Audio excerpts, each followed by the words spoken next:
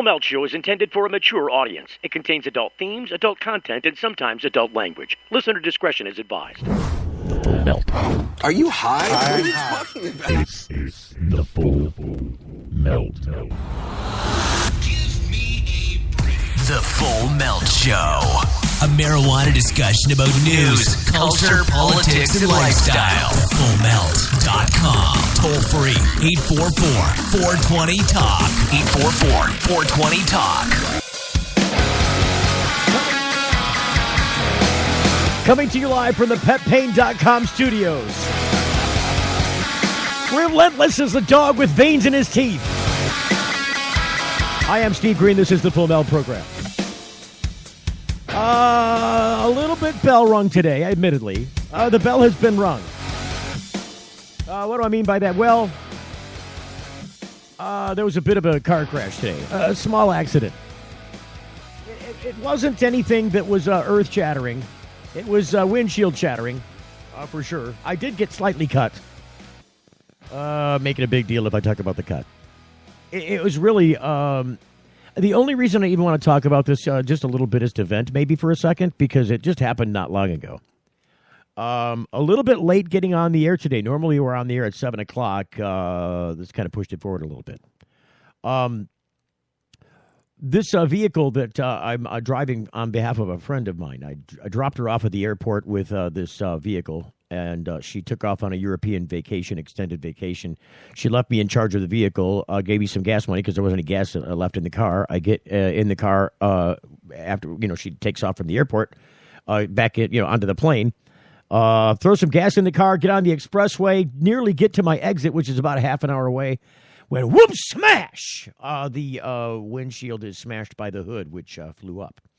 Now, this vehicle was in a little bit of an accident ahead of time. She drove this car around for like 3 years after she had this accident, and I've been telling her for 3 years, look, you got to get that hood's going to flip up on you and smash your windshield. You're going to get in an accident that way. I kept telling her. 3 years straight, I told her. The moment she gets out of the car and leaves it in my keeps, so whoop, smash. Why does it happen to me? I don't know. So that little thing actually happened 3 weeks ago. And so the reason that it's standing out so strongly in my mind today is because I fixed the damage from that. We got the windshield replaced. It bashed into the roof. We got the roof fixed before we put the windshield in. Sniffo, bingo, bango, back on the road. There it is. And I fixed it so that the hood couldn't come flying back up again. Because, see, the only reason the hood came flying up is because it was previously in an accident. One that she had 3 years earlier. Did I mention that? And so the hood didn't latch down all the way because the front end was pushed in a little bit. They weren't lining up good. And so she drove it around that way forever and just would, double check it, make sure it was latched on there a little bit because it was bent and it was barely catching the tip of that hook. 3 years, no accidents. Then she gets out of the car, the thing flips up and smashes. So I replaced and repaired both the roof and the windshield, and then the thing that the whole hood ties down to, the latch under the inside the car, under the hood, the part that the hood snaps down to, the hood latch. It's actually bolted to the frame, and it pulled that attachment out from the frame. So I had tied it down, actually had bungeed it down to, the loop from the hood down to that latch. And it broke apart. Not the tie down, the thing that it was tied down to. But in anticipation of that, what makes it even more salt in an open wound that this thing's broke again is that I anticipated that could happen. So I took another big bungee cord, a big, giant, stretchy one, attached it to the hood loop, because the other one was just a little one, like a mini bungee. This one I attached to the hood loop and then put it up underneath the car and attached it to the frame of the car and pulled it pretty good and tight, so it was, it wasn't even really bouncing around very much. But somehow, whenever that hood latch broke, so did that secondary, redundancy and safety.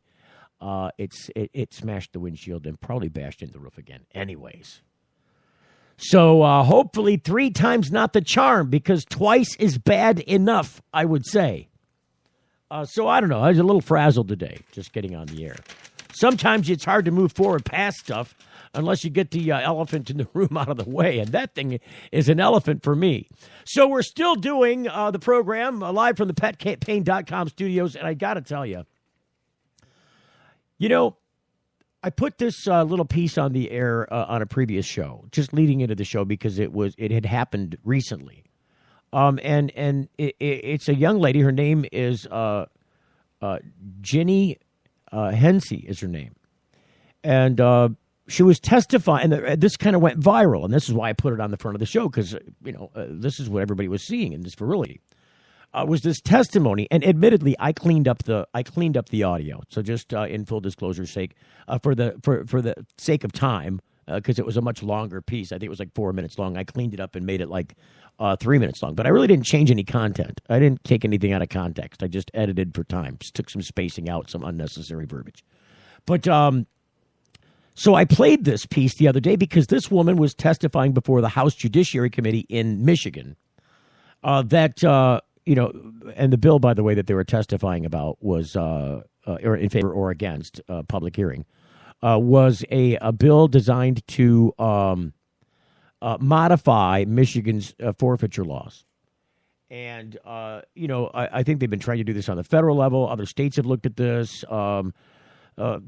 Bad public policy when gone awry, especially if it's not moderated, maintained, mitigated to some degree by the legislature by monitoring it, making sure that the law that they passed wasn't going over the course of some years. The search and seizure laws as it relates to drug crimes has really gone awry very badly because it's gotten to the point where the police aren't even charging people for what they are calling crimes anymore. But they're now taking just your stuff. They just see this as a free opportunity to take all your stuff, your bank accounts, your credit cards, TVs, cell phones, anything computerish, something with value, jewelry, passports. I mean, whatever it is they can take, they're going to seize it. I don't think they can seize your passport. They might. This lady, they had seized her vibrator. And so she was telling people, I don't know why they didn't take my plants. I don't know why they didn't take the stuff that I grow the marijuana with. They didn't take my lights. They didn't take my nutrients. Later in court, they said that I didn't even commit a crime, which I think is a weird way of putting all that. But that's what happened. And since I didn't commit a crime, can I get my stuff back, please? And the prosecutor's like, no, we're going to keep your stuff. Really, you're going to keep the ladder. You're going to keep my ladder. Why are you keep it? You're going to keep my vibrator. You took my vibrator. What do you need my vibrator? That's right. They took her vibrator. I mean, I guess if ever somebody buried the lead, I just buried the lead. It should have been this lady's vibrator was taken by the police, and she's talking about it in front of the legislature. I go the long way around it. You get the backdoor story from Steve Green. I'm just telling you, it is the full melt. You get the whole story. I didn't say in which story, in which order you would necessarily get the story, but that's the lead. The police took this lady's vibrator. I mean, really. The very premise under which they took her stuff, they didn't do anything with. They never charged her. She was pretty much adjudicated, and exonerated because they didn't even take the charge past the preliminary exam, which says, is there enough evidence here to bind this person over for trial? Is there enough here that's worthy of us doing that? And the answer to that question in this case was no. And immediately, as soon as that no came, she went looking for her stuff back, which wasn't going to happen. And so we're going to get Jenny Hensey on the program. I think we've got her slated for Thursday. I don't want to, don't quote me on that, but I think we're penciled in right now for Thursday. So barring any reason that she couldn't appear for other engagements or, other reasons, I think we've got her pinned down for this Wednesday. Tomorrow is 420 Wednesday. It's 420 funny. And so is it, oh boy, I don't want to screw up the names because I'm famous for screwing up the names. Let me just double check here so I don't do it. Because two of these comedians have similar names, and I'm gonna crossbreed them and end up spitting it out in a way that's not going to be attracted, shall we say. So let me not do that instead. So we had Jeffrey Peterson on, and we had Ngaio Bilum on. I'm finally saying his name right, because that's a rough one. So now, if I'm not mistaken, it's Jeremy Shipley that is going to be coming on the program tomorrow Jeremy is another 420 funny guy. He's another comedian, but he is actually local. He's from the Detroit area, and he manages what is it, the Comedy Castle? I don't know. He's got one of the. We'll have to talk to him tomorrow. I've got it in my notes here, but I just no chance to thumb through them now. He manages a local comedy club here in the Michigan area, the Detroit metro area. And he happens to do a lot of comedy related to marijuana. So we're going to do 420 Funny tomorrow. So that's tomorrow. And then Thursday, we're talking about, of course, this whole they took my vibrator thing. They never charged me with a crime. They didn't take my marijuana stuff, the stuff that would have been a crime. But they managed to keep my vibrator and a ladder and my kids' cell phones and the TVs, a couple computers. They took all the stuff. I mean, this is really the intent at this point in time, in engaging this individual from the government engaging this person. The intent really slides away from, we've got a drug crime going on here, we need to fix that, to we've got an opportunity to heavily tax an individual. Because we can. Not because it's necessary, not because it was called for, not because any law was broken. Because they actually claimed in court that the law was not broken. Again, I argue with that, but this is what they said. No law was broken. According to the audio that I heard from, the people on this situation. I'm referencing some audio that I listened to, and I think it might have been that. Was it in that? It might have been in that. I don't know. Who knows where it came from at this point? Thursday, we're going to have her on, and I think she'll explain it to you better. Maybe we can clear the air with that. But there's other stuff. So maybe on Thursday we'll also talk about this other thing happening. There was some raids on some medical marijuana dispensaries up in northern Michigan, the lesser populated area of the state, the underserved medically area of the state. We're talking about medical marijuana. People up north have a much harder time of it, it seems, than the people do further downstate, because the people downstate have access to a number of dispensaries. Their safe access to medical marijuana is greatly increased the further you come downstate in Michigan. You go up north, and you're kind of got a bunch of locals there. Everybody knows everybody. What are you doing that I'm not doing? Everybody's sniffing each other's butts, tight relations. So hopefully we'll talk about what happened there, because this is a great example of Michigan wanting to change their search and seizure forfeiture laws, because it seems the police up there were very abusive about raiding these dispensaries and taking safe access away from those patients up north. So our guest on the program in a moment, Mr. Rick Thompson, who we want to talk about the Michigan Hemp Company with, coming up in moments. You're getting the full melt. It's not easy out there, but it can be easier. And when it comes to medical marijuana in Michigan and chronic pain management, Dr. Bob Townsend, renowned for his patient advocacy and deep understanding of how patients and medical marijuana certifications fit together, makes it his hallmark to educate and provide the best holistic treatment for your condition. His knowledgeable staff makes you feel warm and welcome, and Dr. Bob makes you feel well. With locations across the state in Cadillac and Gaylord, Kalamazoo, Marquette, Mount Pleasant, Muskegon, Saginaw, Traverse City, you can't beat the convenience and feeling you get knowing you have someone on your side that cares. Denali Healthcare is on the web at denalihealthcaremi.com. Get answers to your holistic health questions or schedule an appointment now by calling 9.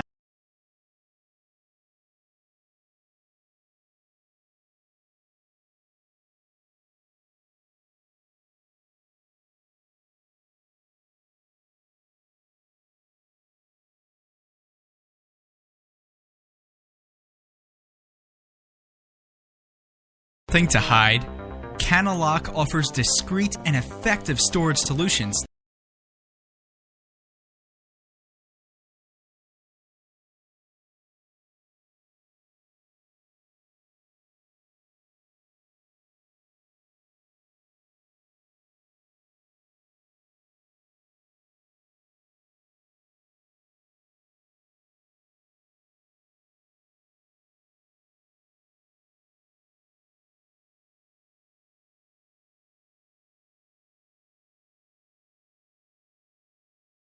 Toledo Hemp Center for helping me restore and maintain my health with no side effects and no high. Find out more at ToledoHempCenter.com.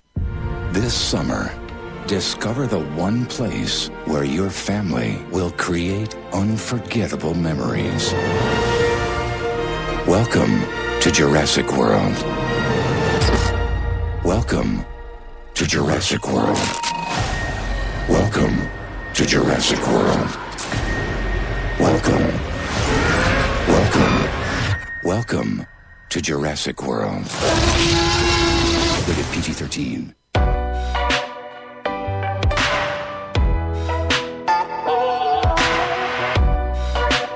It's the Full Melt Radio Show. So, you can hear us Monday through Friday, normally from 7 until 8 p.m. Eastern Standard Time.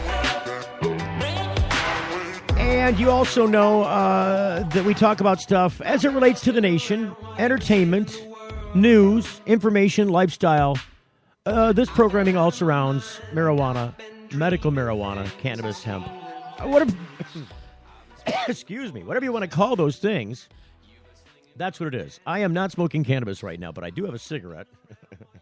And the wrong end of that cigarette I just inhaled by accident in talking to you. I should not be smoking tobacco. I wouldn't mind smoking some marijuana. Some nice cannabis would be good. I don't generally try and do that while I'm, working or doing anything, show-related. I don't necessarily think that it's appropriate. I don't shy away from it. But I just don't think that it's appropriate. I could certainly do those things and pull it off, and it wouldn't really impair me. It wouldn't keep me from doing this job in a functional way. But again, I don't see it necessary. It's not part of the ingredients that I need to make this show happen. So I don't do that. This is not Get Dug with High. But I wouldn't mind being Get Dug with High because that guy's got a great program. Rick Thompson on the Canalock Celebrity No Smell Bags lines. Have you ever met this Doug Benson guy? Have you ever talked? Yeah. Doug's pretty famous. I don't know if you probably have never met him. Oops, sorry. I want to let you know I'm being incredibly inappropriate for radio time right now, Steve. Sorry that you can't join me. Oh no, that's okay. I don't mind. Hey, I don't mind. I don't care if you do it, and I wouldn't mind it in joining you. But I don't think that it's necessary to do the program. And I don't think the program needs to surround itself like that, like the Get Dug with High program, which really hinges on that whole point. The whole point of Get Dug with High is the whole premise. Have you ever seen his show? I have, and I'll just let the listeners know that Steve and I have done radio for several years together in a variety of different programs, and it was always sober radio. We certainly were not able to smoke when we were on Clear Channel Communications and. WDTW, all the rest of the things we did. One of the guys that actually tried to do that got bounced out of there, didn't he? That's right. That's why. So, Medical Mike, shout out to Medical Mike. Call me. No, don't call me. Okay, go ahead. Say sorry. But that just proves that not only are we good radio people, we're also smart business people. You know who else is smart? That would be Dr. Donald Tashkin, who's Professor Emeritus of Medicine at UCLA. And Steve, he says just this week, through my studies, we failed to find any positive association between marijuana use and cancer. Instead, the association is negative between lung cancer and the use of marijuana. Well, sir, put down the butt and pick up the roach. Well, that's it. I mean, that's what it comes down to. In fact, there's actually a medical cannabis claim that many people subscribe to. I'm still on the fence about it because I've seen no evidence in this direction. I'm sure I can be swayed easily. I approach things from a scientific point of view. I'm a skepticist first, right, Rick? I mean, that's what my job is as a journalist, is to be skeptical of what people bring me as news. Yes? Yes, absolutely. Because without that skepticism, without that sharp critical eye, you can't identify news from something that's not news. And so, I have to be skeptical about. But there's a claim being made that cannabis smoke actually cleanses the lungs. Well, actually, I have a little bit more information about that. Chronic obstructive pulmonary disease, COPD. Also known as emphysema. Yep, exactly right. COPD is activated by tobacco smoke and other toxic chemicals that are not contained within marijuana smoke. So, well, we know about that. That all that says is that if you're smoking, cigarettes, you're likely to get lung cancer. If you're smoking marijuana, you're likely not to get lung cancer. But what about marijuana cleaning up what the cigarettes did, which is what these people are saying. Well, that's certainly proven, though. That's an expectorant. And I know one of the things that marijuana is used for in a clinical setting is an expectorant that's specifically designed to get you to express mucus from your lungs and to clear those airways.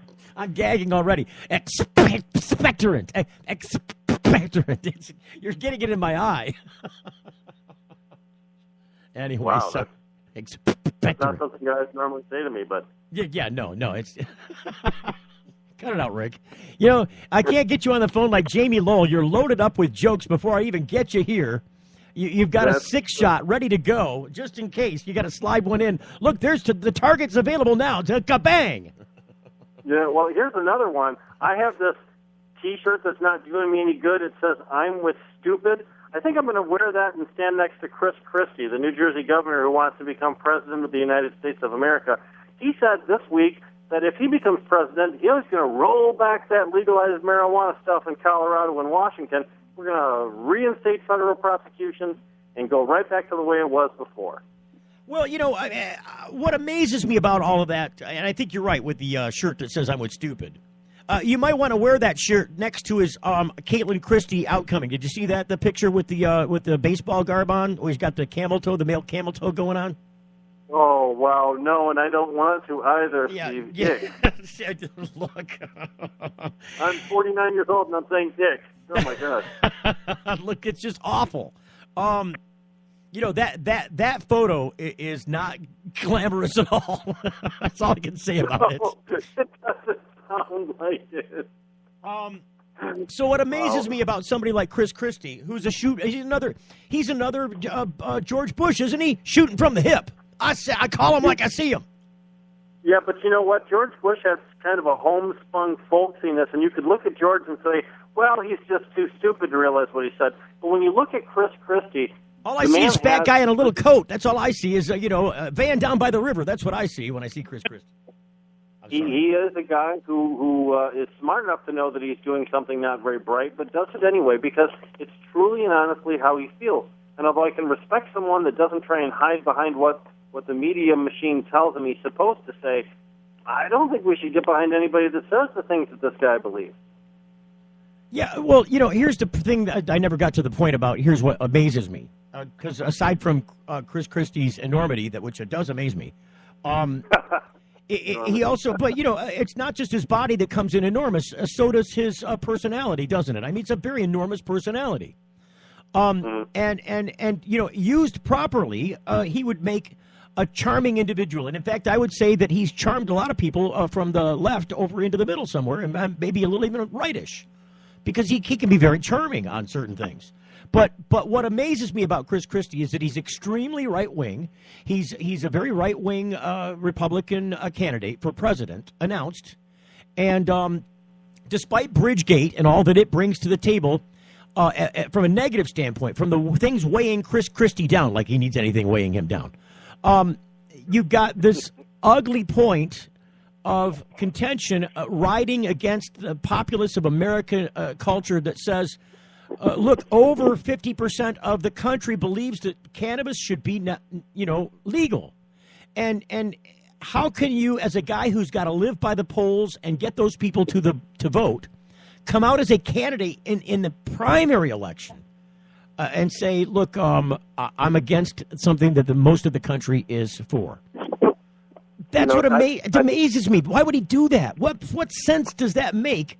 No matter how you slice that pie, it just seems like, again, you need the shirt that says, I'm with stupid. Here's Chris Christie. Yeah, but by the same token, Stephen, I appreciate everything you said, and I agree with your words, too. From a Republican perspective, you've been kicking butt in the elections. You control a lot more states than you used to a few years ago. If you're listening to the yes men that are surrounding you, you would believe that America is poised for a new wave of conservative attitudes, and that you would think that Chris Christie probably believes that he's going to be that knight that brings conservatism back to the mainstream in America, that we're going to swing the pendulum a little bit further towards restrictions and not towards liberalization and freedoms, and that things like social programs are going to go away, marijuana is going to go back into the dark like it belongs, and the genies are going to go back in the bottle on some of the things we've done. And perhaps he honest and truly believes that America is poised for that. I simply don't agree with him. Yeah, well, how can you get elected president like that? I mean, really, how can you win the primary like that? If half the country, over half the country, according to what is it, the Pew Research poll, that says that America. Now this is a non. The reason we label the polls, the reason we tell the source, the origin of the poll, who conducted the poll, is because it all comes down to credibility. Because most of the people that do polling are looking for a certain number to back or verify their position on something, so they hire some of these pollsters to find those results by asking the right questions to get those results. So, but those are like partisan-loaded polls being done by, say, the American Coal Association. They're probably not going to produce results, even if they found them, of people that are against coal.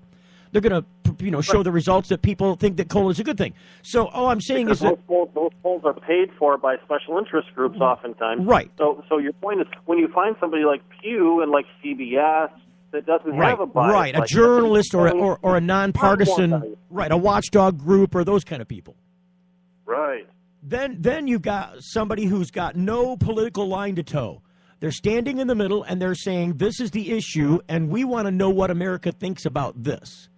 And so they ask the questions in a non-loaded way so that they get an appropriate answer that isn't skewed by some, political leaning. And therefore, the results are trustworthy. Okay, so the Pew Research Organization is one of these nonpartisan think tanks. It's a watchdog group, isn't it? Yeah, it is. So this is what we had. And, bear with me a second here. I got to do this. There we go. The reason, so we got this poll, and then you've got Chris Christie saying, despite this national poll, which has been put in front of me many times before, look, those guys are all stoners. I don't want them showing up at the polls anyways. I still think that, if you elect me president, all you stoners are going back to jail, all of you. I think you're all rat bastards. You're ruining the fabric of society. You're ruining our social fiber. I guess I just said that. It's mighty redundant of me, isn't it? Well, but it's tough to hear a guy from New Jersey complaining about ruining the moral fiber, though, Well, especially when this guy needs some more fiber, I think. Oh, wow, a constipation joke. Hey, I couldn't. If you open the door, I got to walk through. Yeah, but your point is well taken that America, through the Pew Research Center, has shown that way more than 50% support legalization. Here's the second poll to support your point. CBS just last month released a poll that said 47% of Americans admit to having tried marijuana at least once. That would be adult Americans. So if half of all adults have at least tried marijuana once, you know that you can't pull the wool over those people's eyes any longer.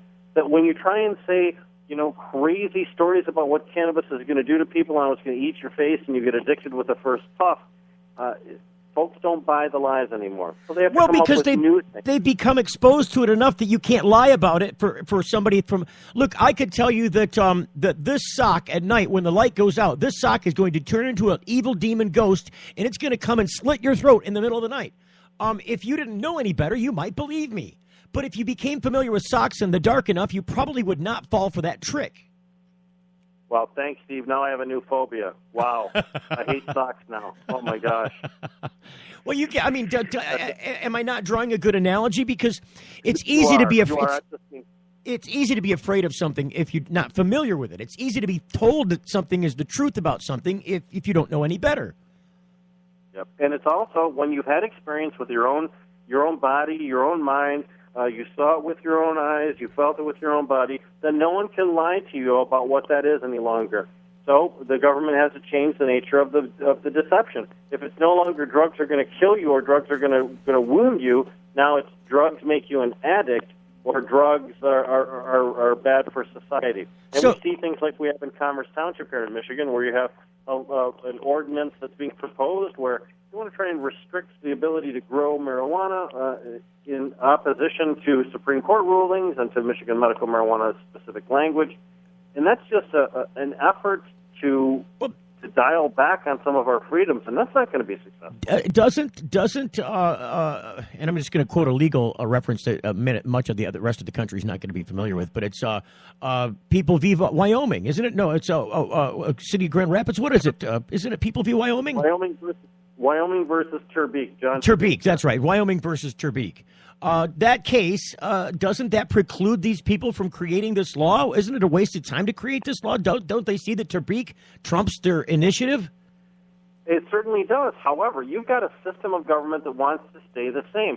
So you have non-governmental agencies like the Michigan Townships Association and the Michigan Municipal League, which are both organizations of villages, townships, and cities, that are telling your people, go ahead, keep restricting the patients until somebody sues you. You can get away with it. Well, yeah, but wait a minute. But you're correct. That's what happened in the Turbeek case. I mean, they did keep creating these ordinances, and they were trying to enforce them until that case was settled, argued and settled it, because that's now settled law, isn't it? It's not. You can't argue this any further. It can't be appealed at this point. No, it can't. However, there is what's called footnote number 9. Footnote number 9 is the Achilles heel to the entire Turbeek versus Wyoming thing. This is why sometimes when judges try and explain their decisions, they destroy their decision. And in footnote number 9, the judges from the Supreme Court said, look, we don't want anybody to interpret what we're saying here as impeding a city's ability to regulate what happens inside their borders. Well, if all you focus on is footnote number 9, then you think, hey, business as usual. Hey, I tell you, Rick, hang on a second. I tell you what, I've got him on a line that is interrupted by music. So the music's telling us that we're coming to commercial break. So we're going to come back from the commercial break. Let Rick finish what he was trying to say there. Sorry, I didn't mean to interrupt you, man. And then we want to talk about this Hempcrete thing. Because hemp's not drugs despite the federal classification, but they're building stuff with it, and it's amazing. That's next. You're getting the full melt. Each week, Pot Pitch takes a look at different medical or legal pot business as they attempt to seek investment capital and partners in order to take their business to the next level. What do investors like? And which entrepreneurs are shown the door? Real venture capitalists, smart entrepreneurs, and exciting business models in a brand new industry, cannabis. Pot Pitch. Find out what this new marijuana industry will look like and who its players will be. Real deals, real people, real decisions. Pot Pitch at potpitch.com and featured on the Full Melt Radio Show. Got something to hide? Canalock offers discreet and effective storage solutions that destroy odor, so nobody knows. Canalock is a patented charcoal-activated bag that discreetly stores your marijuana. Canalock is made from the same material as military chemical warfare suits. Get yours at canalock.com. Visit canalock.com to learn more about no-smell technology. With this warmer weather, I get more active. Aches and pains keep me from doing things I enjoy, like golfing and working outside my yard. Toledo Hemp Center's new location, 1415 Sylvania Avenue, has shown me there is an alternative to pharmaceutical drugs. I use CBD, cannabidiol, infused hemp lotions, oral sprays, and topical oils. Thank you, Toledo Hemp Center, for helping me restore and maintain my health with no side effects and no high. Find out more at ToledoHempCenter.com. If you're like us, your pets aren't just animals. They're members of your family. Pet Pain CBD Hemp Oil Drops are great for aging as well as active dogs and cats. Some people are apprehensive about hemp treatments for pets. They ask us, what are you smoking? Absolutely nothing, and neither will your pet. Like other hemp-based products for humans, the allure is all of the benefits of cannabis without any of the high. The CBD oil has shown to rejuvenate the bones, joints, brain, stomach, eyes, and heart. And the drops contain absolutely no corn, wheat, soy, artificial colors and flavors, or preservatives. Pick some up today. Visit petpain.com or ask for Pet Pain at your local pet store. Petpain.com. CBD relief for your pets. It's the Full Melt Radio Show. So we're talking today about cannabis, marijuana, hemp, but in a different way, I guess. Both one from the angle of unfair practice when it comes to states and the federal government messing around with taking your stuff. Just seeing the drug forfeiture laws as an opportunity to just outright rape and steal from citizens, despite the fact that they're not actually charging anybody with crimes. We've been talking to Rick Thompson, who's the editor and main writer for the CompassionChronicles.com. Rick, welcome back to the program. Are you there? I certainly am. Stephen, let me just add, if anyone wants to take a look at it in the print media, Washington Post put out an article in regards to this situation in Michigan, the Washington Post, in which they listed some of the forfeiture items from the listing itself, which includes things like a Hello Kitty purse containing $9 taken from a child's bedroom. Literally taking a baby's candy money from her Hello Kitty purse and the purse. Exactly correct, Steve. This is the degree to which forfeiture is out of control in some places in Michigan and across the nation. Look, I'm sure the police could do something much more important with that Hello Kitty purse and $9 than that little girl. She didn't need that $9, did she? Well, it's the point, and I know we're being a little funny, but the fact is, anything they decide to take, and you made a very good point earlier in the show, Steve, as you always do, but in regards to taking things that have no relationship to the alleged crime, that may have been purchased prior to any alleged crime even took place, and then being able to take things like someone's sex toys just to be malicious. Look, I wouldn't want to touch that sex toy with a 10-foot pole and a rubber glove. Well, I can appreciate that it really sounds gross, but remember what police officers have to do. They have to stick their hands in toilets to look for confiscated. Yeah, but they got big, thick rubber gloves on, wrapped around with the big crime gloves, the big blue crime gloves. Exactly. But the thing is, if you're going to take something from someone and not put it on the forfeiture list, then that's just taking it to be malicious. So wait a minute. So they took this lady's ladder and her vibrator, amongst other things, and didn't put them on the forfeiture list at all. The vibrator is not on the forfeiture list, although I'm sure the ladder is, because they hope to sell that ladder for money. But anytime you take something that you don't think has any monetary value to be sold, police officers will sometimes take them, put them in their pocket, just to remove them from the home, or maybe to create a trophy. You know how sometimes big game hunters like to take home a head, right?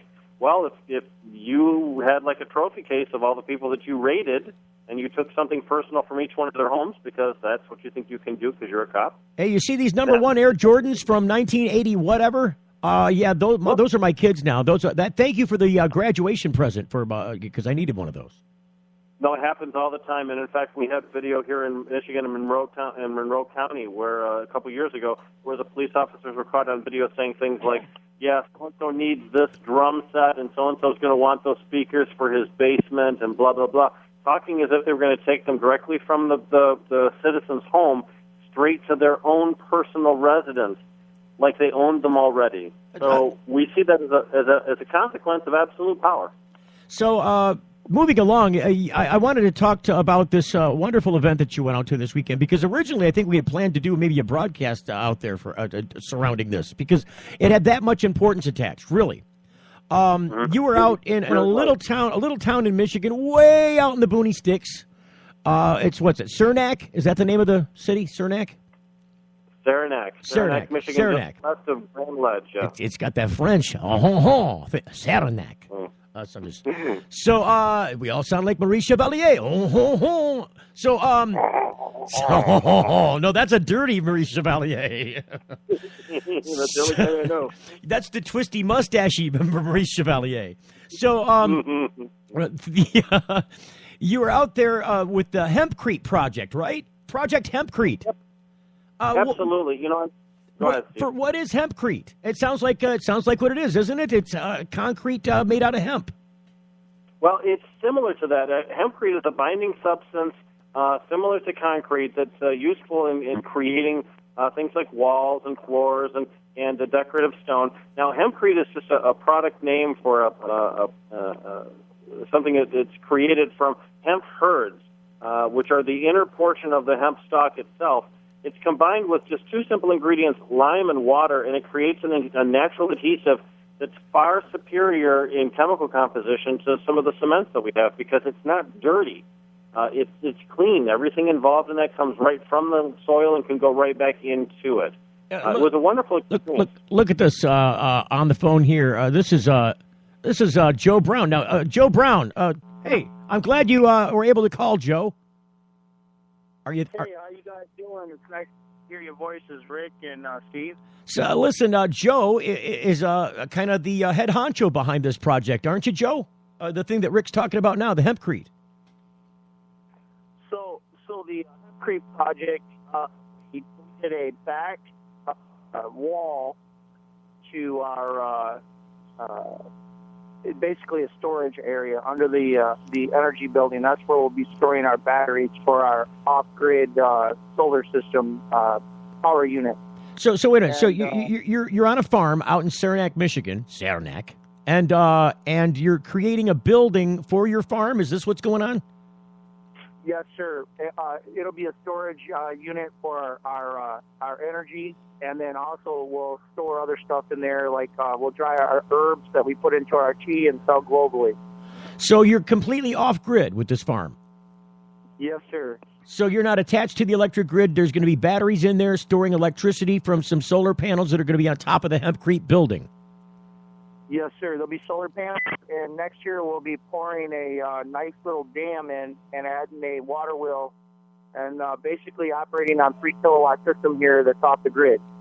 That's pretty badass, Joe. Thank you. I'm just saying, I mean, that's really cool. It's first off that you're off grid. Second off, that you're using natural products for your building, which it sounds like, if I'm not mistaken, correct me if I'm wrong, everything that's going into that building is some kind of material that came off that property that you're building from that farm. Well, excluding the lime and the hemp shiv.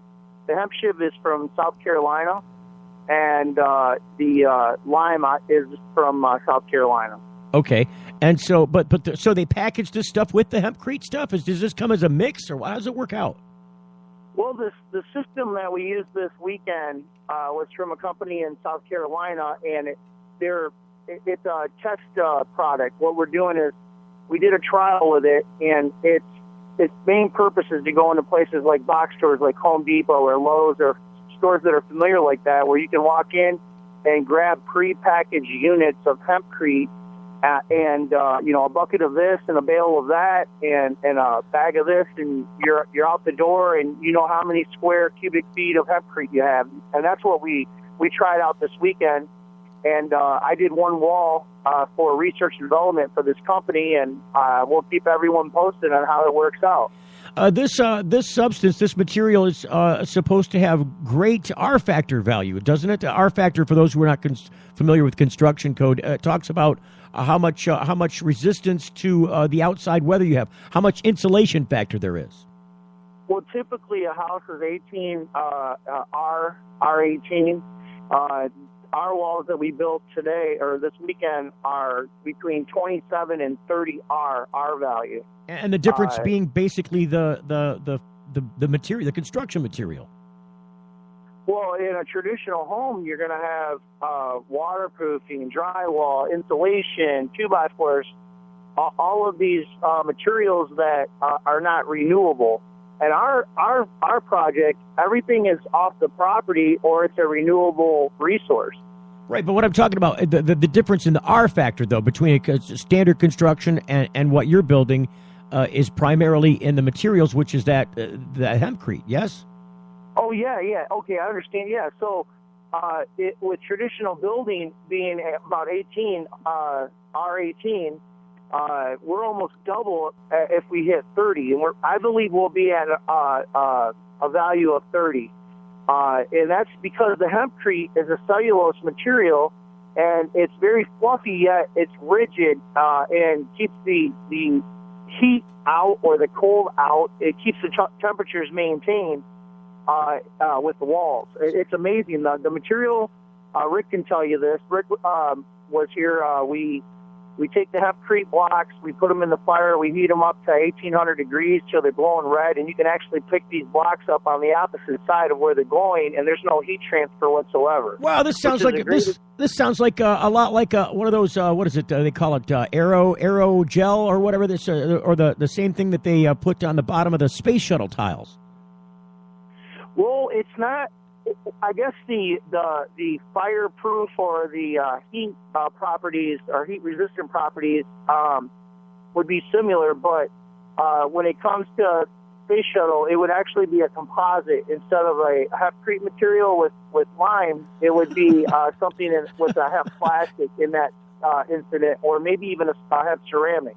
Can you imagine the space shuttle going up with Hempcrete tiles on the bottom so they can re-enter the atmosphere without burning up? Yeah, it'd be great. I want to put hemp on everything. You know, that's as a project engineer, I try to take and I cross everything over. Anything that Americans or people globally use. Oh, no, we're going to run it. Joe, we're hitting the break. We're hitting the music. There goes the music. As soon as the music hits, Joe can't say anything more because he's blasted by music. I apologize, Joe. I know that turning the music down doesn't take it away from your ears. Bear with me through the blast. Hang on a second, you guys. Stand by through the commercial break. We'll come back with Rick Thompson and Joe Brown in moments. Hold on.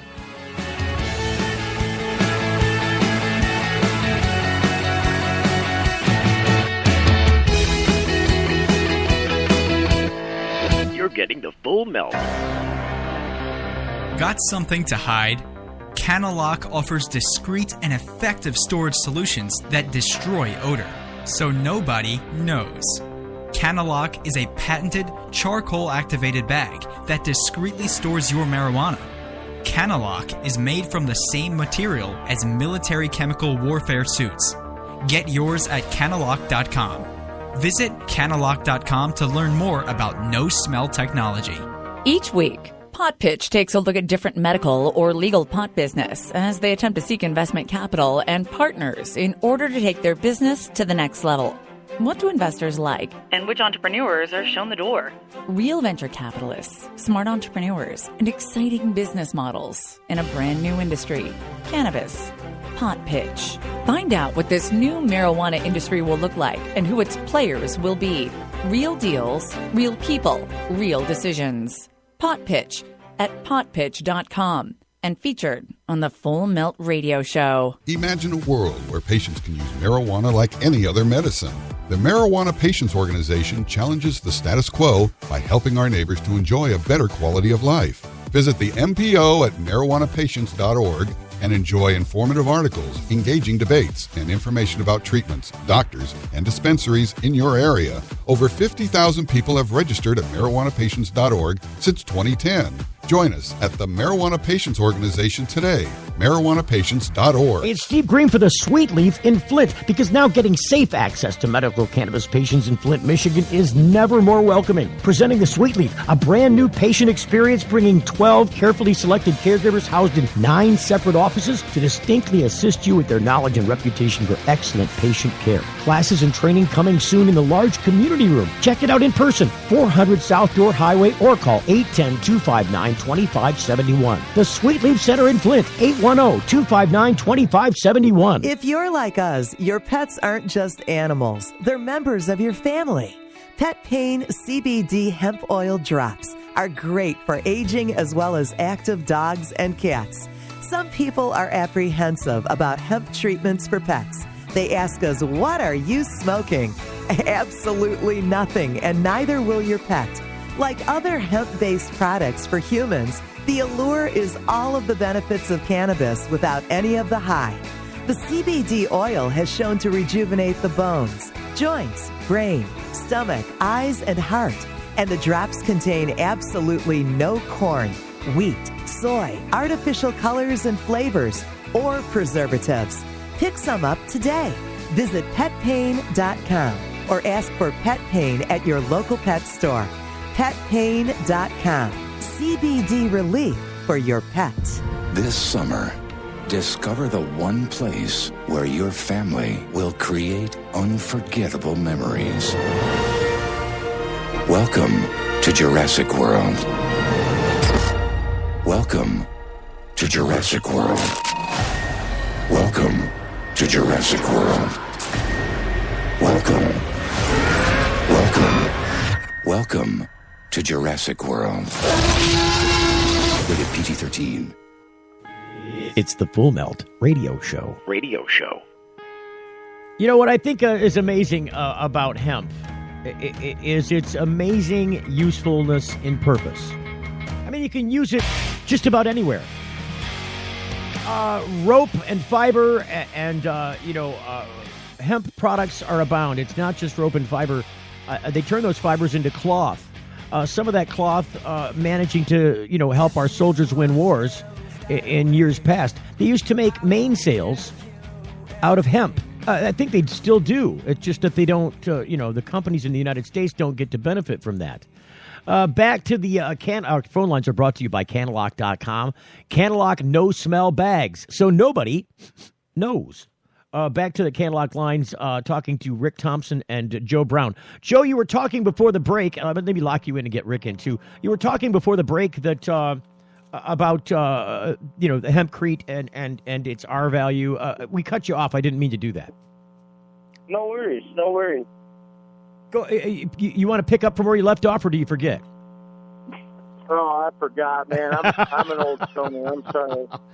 So we were. I think what's amazing about hemp and Hempcrete is that this is this is a relatively new discovery, isn't it? This Hempcrete business.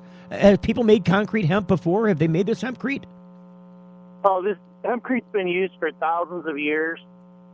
It's just been through Prohibition. In the 30s, in 1937, it stopped being grown here and utilized, but they continued to flourish over in Europe and China to this day. They have a very strong industry there. So, I suppose then the industry's reawakening in America because I suppose the cost factor for, importing a lot of these materials to make hempcrete maybe made it, a burden that you couldn't overcome. That's correct. Currently, the cost of hemp shiv is about 300% higher than it would be if we had a domestic crop within 1 year. We would drop the price 300%. Wow. Overall. And so the United States then, therefore, hasn't been taking advantage of the properties that Hempcrete brings to building construction materials because of this cost burden, and then also has lost the industry associated with it. But it looks like it might be coming back. Why the research then? What's the research part of this, Joe? I don't understand that, I guess. Okay, so at Michigan Hempcrete's research facility here in Saranac, our primary focus with Hempcrete is to determine what is the best mix ratio and the best ingredients for the mix for Hempcrete. On this building, we'll be able to test 5 or 6 different formulas in different applications in an environment in Michigan that is, everybody that's listening knows how the environment is here when we have 4 seasons. Within a year to 2 years, we're going to be able to document what systems fail, which systems work the best, which needed repair, and ultimately we'll come up with the perfect formula for several different applications of wall and floor uses, best practices for Hempcrete. I've seen them doing these kinds of construction material tests before, primarily when they're making special concrete, regular concrete that's specialized for certain kinds of strength, certain kinds of tensile strength, so that it doesn't break or fracture under pressure or under stress. Is this the kind of testing that you'll do outside of that? Well, no, we won't do any PSI tests, pounds per square inch, as far as the rating goes. And in this particular research project, this is more geared on the R values and the best practices for the mix formula for the walls. In particular, this is a high water area or a floodplain where we're at. Yep. And what we're trying to do is test the material against those factors. See how it stands the test of time with different mixes, so you can give the best suggestion in mixing the Hempcrete going forth. Well, long term, what our research we're hoping to find out is what exact formula we want to put on the market. See, we don't want to just stick a formula, put it together, and say, "Hey, we got a Hempcrete for sale." We want something that we know has been tested, tried, and true, right, like all of our other products that we stand behind, and we put something that's of value on the market for everybody. That has some standardization and some expectation attached. Yes, sir. We try to shoot for the stars and give you the best bang for your buck in the hemp industry from all of our products that we make. And this is just another one of those high-quality products that we got in research and development right now. Real quick plug time. If people had a question about Hempcrete, or if they were trying to engage your company or find out test results when you get them, how can they connect to you, or can they yet? Yeah, go to MichiganHempCompany.com or go to call at 616-828-1313, extension 7. MichiganHempCompany.com. That's what people will walk away with. Yes, sir. So I got to ask Rick. Rick, you did just recently for the August centerfold of the High Times magazine an article about hemp, didn't you? I sure did, and Joe Brown's Michigan Hemp Company and this Hempcrete building was featured in that article, too. So, this is an article that's on newsstands now. Is that the truth? It sure is. The subscriptions went out last week. Newsstands started featuring it today. Kevin Spidler of the Toledo Hemp Center proudly told me he went out and bought 5 copies of the magazine. He's featured in the article as well. So Kevin Spidler, a longtime friend, know him for the Toledo Hemp Center. And he has a wonderful advertisement on this program. He's just done great things both in Michigan and in his native Ohio. Why the fascination with Hempcrete and hemp in general? What made it the centerfold of the High Times issue this August? They had not done a hemp article for 3 years, and in speaking with the editor, Dan Sky, he told me it was long overdue and that they wanted a fresh perspective on it. This was my first article for the print edition of High Times, so I believe I was that fresh perspective, and I think it turned out very well. Yes. I got to say that I think going forward, hemp has a bright future. It's not just the things that you can get out of it from the medicinal factor, because hemp produces CBD, yes? Certainly does. Hemp is one of those products that we really have only just begun to tap the potential of.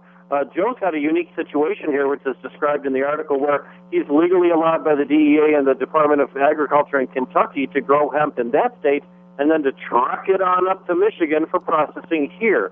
The first in the nation program, but this is how we're going to find out the things that we need to know about hemp from entrepreneurs and adventurers like Joe.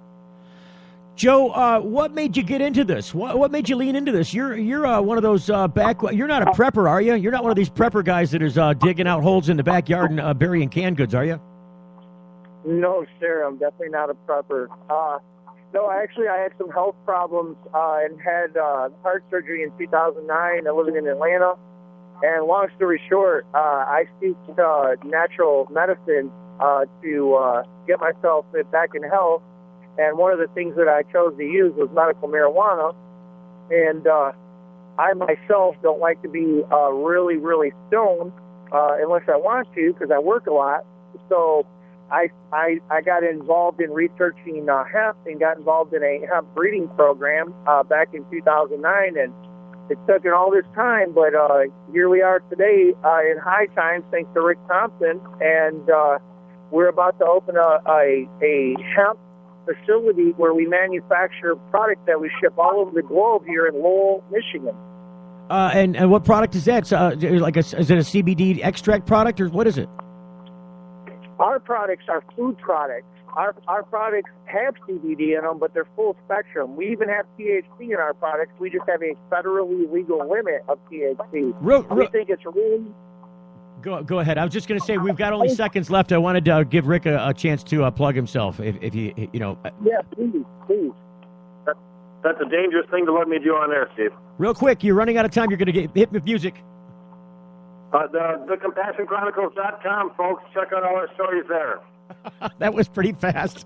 Look, you did it just in time, too. Here comes the music. Joe Brown from the Michigan Hemp Company, Rick Thompson from the CompassionChronicles.com, and other fame. Thank you for coming on the program, helping to round this issue out for me today. They can't hear me, so I'm just going to let them hang up. And I'm going to dismiss today's program.